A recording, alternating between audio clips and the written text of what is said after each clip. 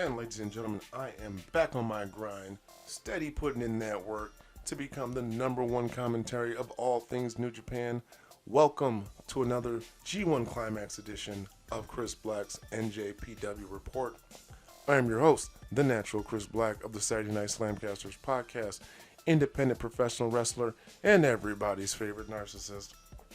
I'm here talking about Night 6 of the G1 Climax tournament. We are back at Block B. Never, ever the B team, but the B block. We have a great night of action to talk about today. We had a lot of surprises and some things that were not as surprising. Are you tired of all the New Japan action that's been going on? I know I'm not. And if you are a true New Japan head like me, you want to see even more shows and cannot wait until this tournament concludes. But before we go into the action, again, I want to remind you, please, as I try to grow my channel, be sure you hit that subscribe button, hit the like, let all your friends know that there is a new man in town who talks about New Japan Pro Wrestling, and give it time. I will be the #1 commentary when it comes to discussing all things New Japan. So do me a favor, help spread the word. But now that we've got that out of the way, let's get into the action. We start out with the C block, #C block, as the Young Lions face off against each other. Tonight we have Gabriel Kidd taking on Yuya Imura. Alright, so this match showcases their technical prowess. Both men were working hard to out-wrestle each other. In the early stages of the match, they went hold for hold. As we all know, Gabriel Kidd is more of the chameleon of the three Young Lions. Imura is more of the technical master, but Kidd does hold his own against Imura. Imura's wrestling skills is challenged as Kidd does give him a run for his money and pretty much dominated the first part of the match. I like how there were no strikes for the majority of the match. It was just straight wrestling, and it wasn't boring at all. Imura was finally able to gain the advantage midway through when he initiated the strikes with elbows to the back. However, we all have found out Kidd is no quitter. He retains the control of the match once it turned into a striking match. But Imura comes back with that fire that we've all come to love, and the aggression comes out. Nearing the end of the match, both men are exhausted as they traded forearms, with Imura coming out on top. He's able to lock in that Boston Crab, that go-to move that all the Young Lions have been using on each other. Although he was too close to the ropes and I thought that Kidd was going to get away, but in a veteran move, Imura pulls him to the middle of the ring, and Kidd has no choice but to tap out in 9 minutes and 11 seconds. Imura finally gets another victory. It was not easy though. He definitely had to work hard for it. So let's get into the tournament itself. Very first match, we have Yoshi-Hashi taking on Sonata. Oh boy. I've complained about this over and over again. I really hate Sonata's new ring gear. As a matter of fact, I'm blaming the ring gear when it comes to his performance in the tournament thus far. I don't know. Is there a little bit of a connection there? He's 0-2 going into this match, but he's got brand new gear that looks like he got it from the party store. However, there's a couple of the things about his look that's changed. He seems to have like gray or silver highlights in his hair, which doesn't look bad. He's finally kind of got rid of the hobo beard that he was rocking during the pandemic time. Fellow LIJ member Bushi is on commentary. Okay, so I don't want to just shit on Yoshi, but I have a newfound respect for Yoshi-Hashi due to his performance in the tournament thus far. Poor Sonata. Sonata needs to come out on top during this match. A little bit of chain wrestling to start out. Yoshi, he comes out on top. Sonata gets clotheslined to the outside. However, he gains control after a guardrail-assisted twist and shout onto Yoshi-Hashi. Sonata rolls back in, willing to just take a count out for a victory. Hell, a victory is a victory, right? Back in the ring, he maintains control of Yoshi with some suplex attempts. He puts him in the skull land, which is fairly early. Yoshi hits a neck breaker and gets control of the match.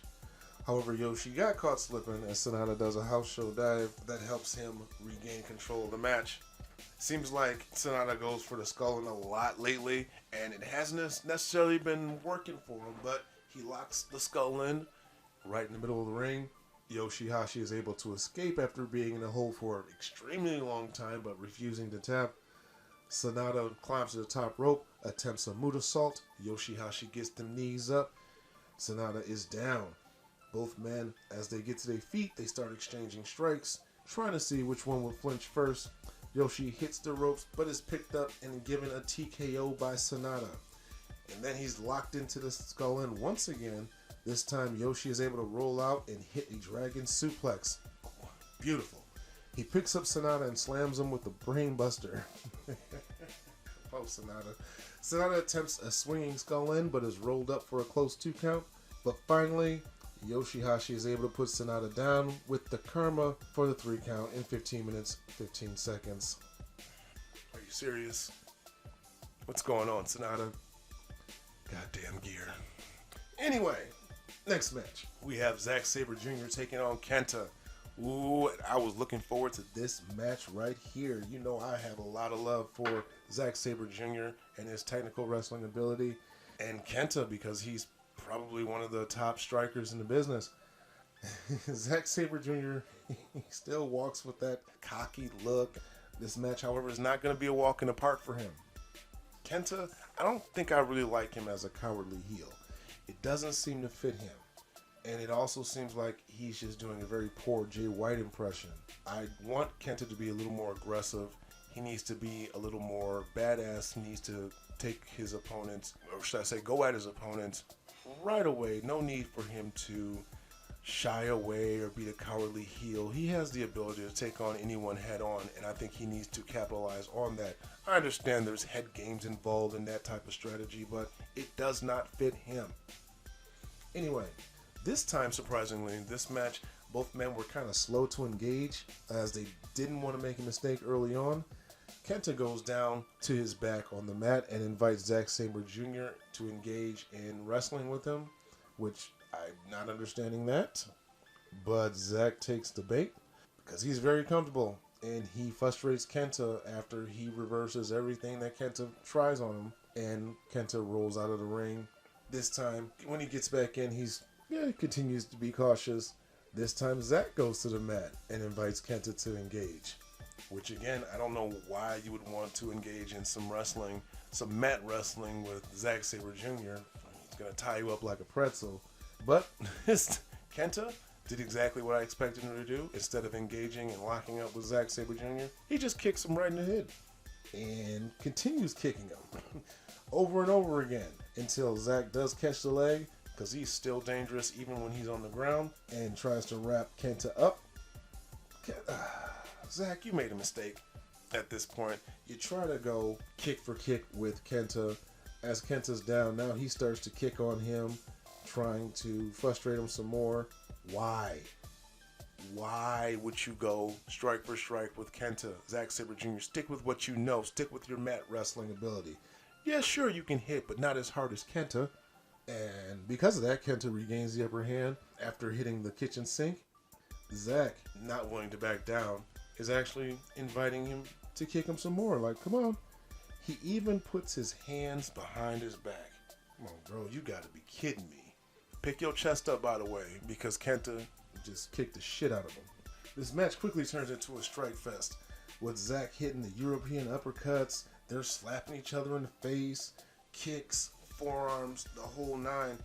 Zack needs to stick with what he knows and start working on all of the technical shit that he's good at.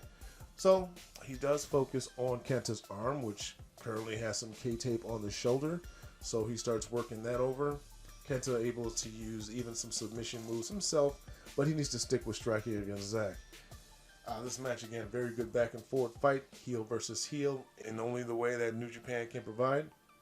Kenta nails a top rope double stomp, which surprisingly did not put Zack away. Again, I hate that move, double stomp.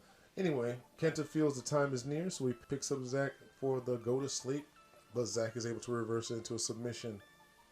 After a couple more reversals, Zack gets Kenta into a very painful looking double arm submission.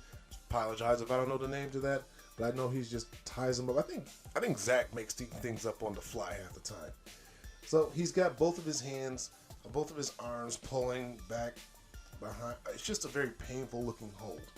However, Kenta does slowly slide over to the ropes and gets his foot up there, causing Zack to break the hold. Kenta looks hurt, and Zack starts to get cocky once again with his kick, but is put back on his ass after it needed a face. A running knee to the face of that.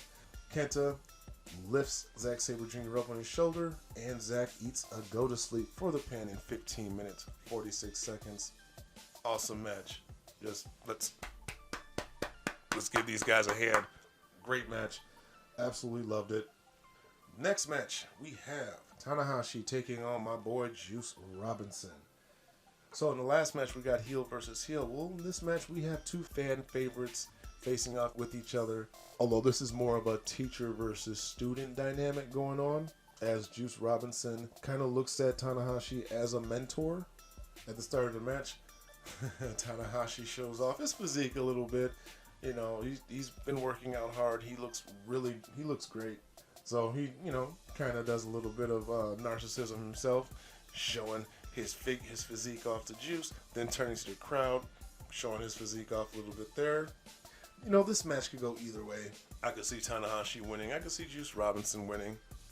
Alright, so the match starts out with a bit of chain wrestling as each guy feels each other out. There's no funny business. It's just a straight up wrestling match. These guys are going hold to hold in an attempt to just try to outmaneuver each other. Nice, good, clean match. But I think I spoke a little too soon. Juice does grab a handful of hair as the two are struggling against the ropes. And then Tanahashi grabs a handful of hair. So much for a clean match. But they do break the hold clean. Match starts to pick up though and begins to get a little bit more physical. Juice starts working over Tanahashi's back. Tanahashi starts to go after Juice Robinson's legs, delivering some dragon leg screws before attempting a cloverleaf. Juice was able to roll him up, followed by a spine buster. Juice is really good at getting the crowd behind him, and he gets the crowd hype as this match continues. I think, however, Juice needs to pick up the aggression a little bit. Understand that he respects Tanahashi, but, an ass whooping's an ass whooping. And I think Juice needs to start dishing out some more ass whoopings. But just as I'm thinking he needs to pick up the aggression, he does level Tanahashi with a nice lariat. He takes Tanahashi up to the top for a superplex, but Tana tries to fight out as they both start trading forearms. He hits the top rope suplex, does not let go, picks him up again, and drills him with a nice jackhammer. Fuck you, Goldberg. Juice Robinson does it better. The straps come down as Juice calls for the pulp friction. Tana avoids the move and hits a sling blade as Juice is getting back to his feet. Tanahashi hits him with another sling blade. Tanahashi then climbs to the top rope, goes for a high fly flow, but Juice is able to roll over and get him for the pin. Both men are quickly getting to their feet. Juice hits a right-handed jab and then a left hand of God. He goes for the pulp friction, but Tana is able to slide out, cradles him, and Juice kicks out just as the ref counts 3. Damn it. I'll say I like the finish because it seems like there was a little bit of controversy. I believe that every wrestling match shouldn't just be 1, 2, 3 and just that be it. I think it's good that some guys get beat even though they did kick out at 3, but the referee calls it. Juice Robinson takes that L. Tanahashi picks up the victory and the 2 points. 14 minutes, 17 seconds. This is a tough loss for Juice, but Tanahashi's experience is what helped him get the win. Excellent match, boys. Oh my God. In the next match we have the unbeatable Toru Yano taking on Evil. I say unbeatable because Jano has won his last 2 matches. He's currently undefeated with 4 points.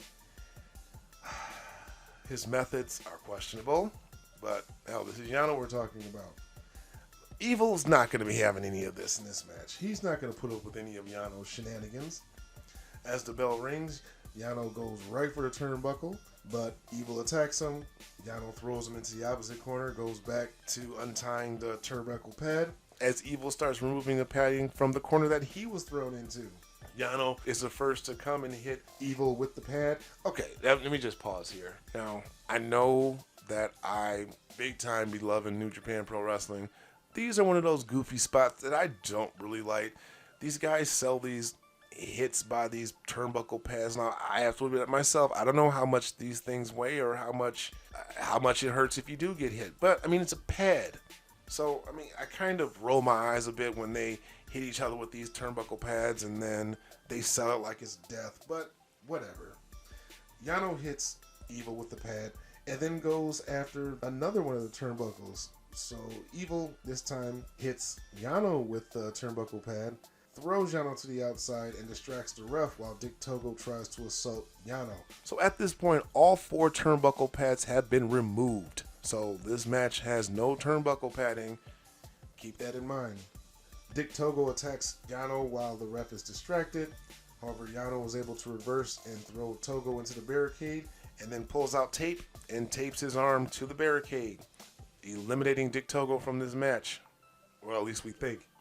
At this point, Evil comes out to help, but is also thrown into the barricade as Jano tries to tape him, but he does fight it off, and both men get back in the ring at the count of 19. Evil throws Jano into the exposed turnbuckles. I believe all 4 corners he gets thrown into.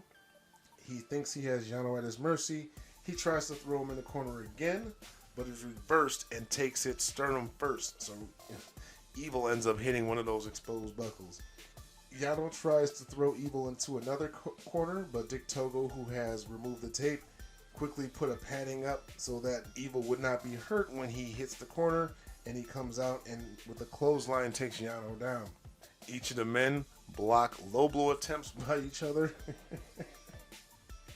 I'm telling you, this tournament is full of nothing but dick kicks and nut shots. But anyway, Dick Togo is on the apron distracting the ref. Evil low blows Jano. Motions for everything is evil, but is thrown towards the ref. Jano low blows Evil. Then Dick Togo comes into the ring and he low blows Jano. He pulls out that string and tries to choke him out, but is low blowed with a kick by Jano. Evil runs over. Jano throws Dick Togo into him, and he low blows both guys and then rolls up Evil for the win. 4 minutes, 34 seconds. You gotta be kidding me. What the fuck? Jano steals another win. He is undefeated at 3-0. What is this? The Twilight Zone? Sonata is 0-3 and Jano is 3-0. What the fuck is really going on right now? Does Jano stand a chance winning the G1? I would say no, but anything can happen. Not likely, but anything can happen. And in the main event of the evening, we have Hiroki Goto taking on Tetsuya Naito. You know, Naito, I understand he's all tranquilo and all that other stuff and just a very Joe Cool kind of character, but he takes his sweet ass time, like disrobing and walking to the ring.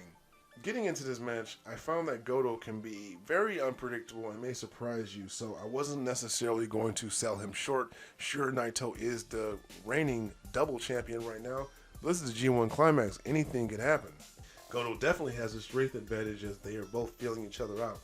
However, Naito, being as cunning as he is, exploits the wrapped up arm / shoulder of Goto and forces him to roll out. And he is relentless in his attacks on this arm. I mean, he was constantly dropping elbows or hitting elbows, shoulder, and neck with with elbow shots. He follows Goto to the outside and continues working over the arm.